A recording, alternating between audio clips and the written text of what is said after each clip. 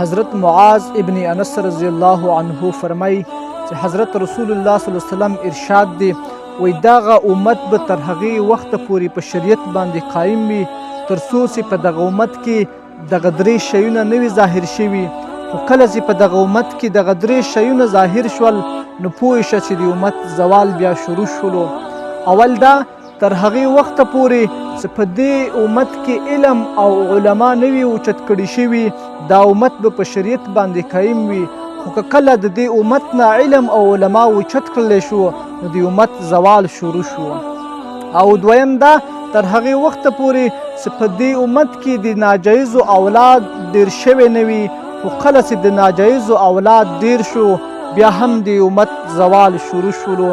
او دریم دا چې په دې امت کې د لعنت باز خلق نوي پیدا شوي، کله چې لعنت باز خلق پیدا شول دغه امت زوال شروع شو. صحابه و پوښتنه وکړه و یا رسول الله لعنت باز خلق نه څه مراد دي، چاته ویلی شي؟ نو پیغمبر علیه السلام ورته وفرمیل وایي